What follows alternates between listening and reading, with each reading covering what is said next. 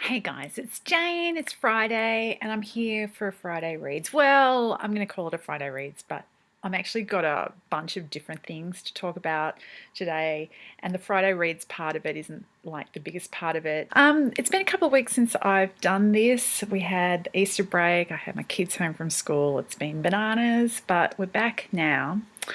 I actually didn't do a huge amount of reading over those last 2 weeks. That's because da da da, my e-reader broke. Well, it's probably more accurate to say that I broke my e-reader. I was reading while I was out walking, which I know is like a thing you're not really supposed to do, walking along reading, but I do. And I dropped the e-reader, not for the first time, but for the last time, and it was very sad. And I broke a physical component, not the screen. It actually was working fine and I could keep reading it, but the on-off switch broke, and it powers off eventually, and once it had powered off I couldn't turn it back on again, which is very sad. So I had to look for a new e-reader. So this is the first chapter of today's video, the saga, which was finding a new e-reader. It really wasn't that bad, but the thing is that I read a lot, and it structured into my day fairly closely, and lots of the ways that I read are no longer well adapted to physical books. So I was at a bit of a loss and I needed to replace it pretty quickly. I went to the sort of mall, the big regional shopping centre near me, which has got huge numbers of department stores and whatever. And I went to JB Hi-Fi, which is an Australian chain, which I knew had e-readers. The thing was, they still had them on display, but they basically had no stock. My requirements for an e-reader aren't that exacting. I mean, we all think we're not that choosy, but I did want a 6-inch reader. That's like the standard size. Lots of the brands now have bigger ones that you can get, which I can imagine would be handy in some circumstances because you get more line length. It's easier to expand the text and not have to return the page every 2 seconds. And, you know, increasing the type size is one of the big advantages of using an e-reader, because every book becomes a large print book. And as we age, for many of us, that becomes a factor. So, but I have like a slot in my handbag where it goes, and I like being able to read one-handed, and so a 6-inch model is what I needed, and they didn't have any 6 inches in stock. The only ones they had were the more expensive, larger models. So I was a bit thrown by the fact that I couldn't get it at the place that I'd gone in order to buy it. So I walked the whole way around the mall. I stopped at maybe 8 other stores that I thought might vaguely have a chance. There was a bookstore, and I know bookstores don't usually have them, but there used to be a bookstore at this plaza that had them, and so I went and asked at the bookstore, and they were having a sale, and I walked in with my read more books t-shirt on, and they were like, yay, and I'm like, have you got e-readers? And they'd like looked at me like I was, you know, evil. So I was like, and then I told them my tale of woe, and they said, we're having a sale, you can buy a normal book. And I said, thanks all the same, I've got plenty of normal books, but I don't want to read them, I want my e-reader. So yes, I tried up and down. I tried Myer, I tried all these places. A number of the only actual e-reader that was 6-inch that was there that I could buy that day, that was actually there on the shelf in stock, was a Kindle. And I will not be buying a Kindle. There's a few reasons for that, and I'm not going to get into all of the mechanics. I know lots of people have Kindles and love Kindles, but in Australia, at any rate, you cannot use a Kindle to borrow library ebooks, and about half of my reading is done through library ebooks, so I wasn't going to get a Kindle. The last two e-readers that I've had have been Kobo's. I know that's not such a big brand, I understand, in America, but in Australia, the two major e-reader brands at present, and for the last sort of 5-6 years, have been Kindle and Kobo. And Kobo will read a range of different file types. Kindle, of course, will only read the Kindle, the Mobi file type. So anyway, once I'd come home from the mall, I was like, well, what do I do? Do I order it online and get them to send it to me, or what do I do? I ended up going to a different JB Hi-Fi I don't know, quite a way away from my home, but they'd told me in the store, they'd checked their internal logs and said that they had the one that I was looking for at this particular JB Hi-Fi. So I went to get it. And then, of course, when I got there, they didn't have it. It said they'd only just done stock take, and the stock take list said that there were 2 of them in store and there were none.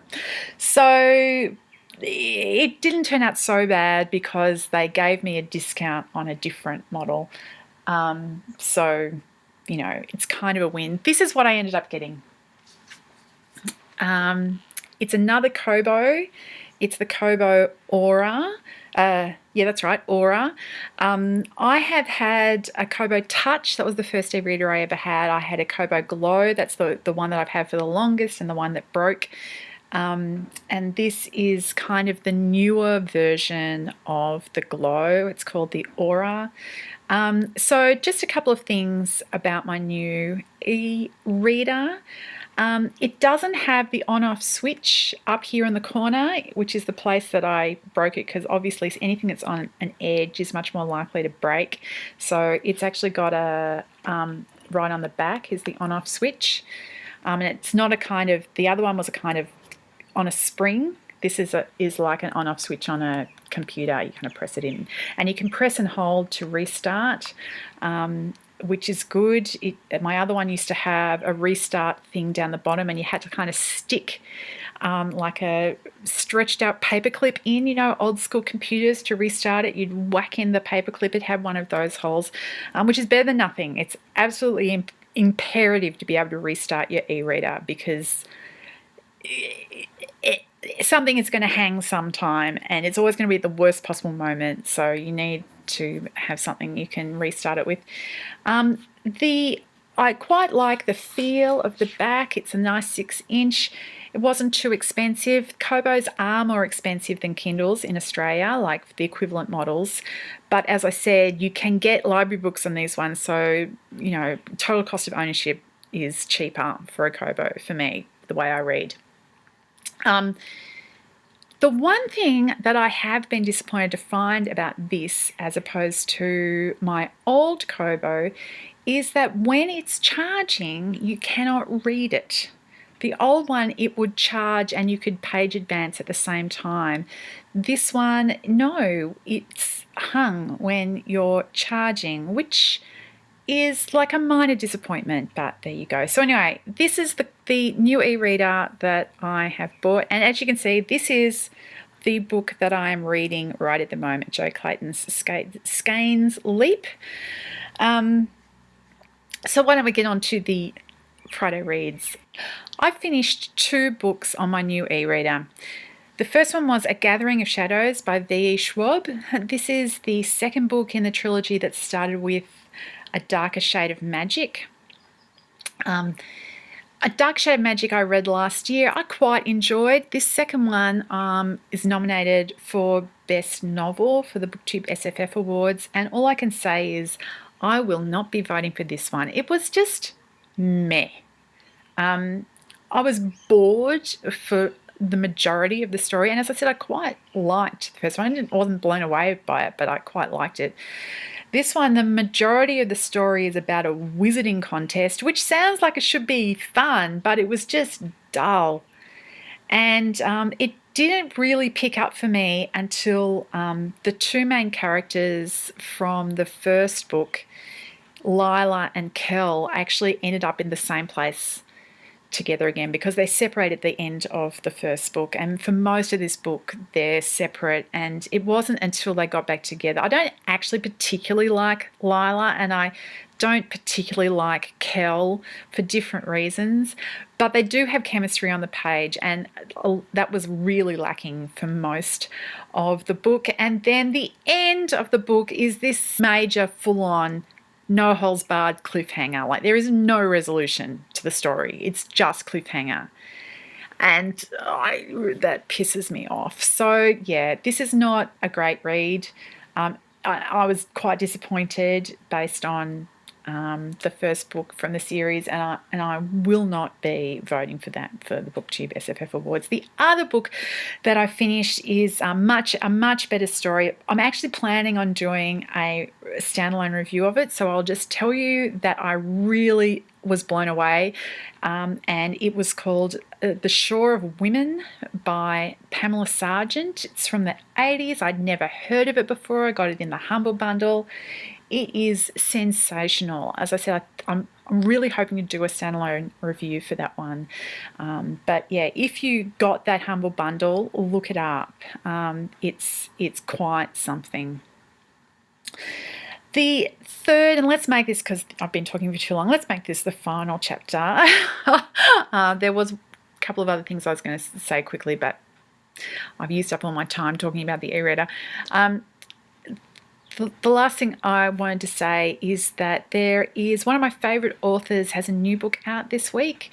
Andy Wilson's Outlaws of Time, The Song of Glory and Ghost is out this week. It's the second book in the Outlaws of Time series, which is a middle grade fantasy series, and as far as I can tell is vastly superior to any of the middle grade books that got up in the noms for the awards, which is one of the things I was going to talk about, how disappointed I was with those and how it's been giving me strange feels about the whole awards system. But anyway, moving on.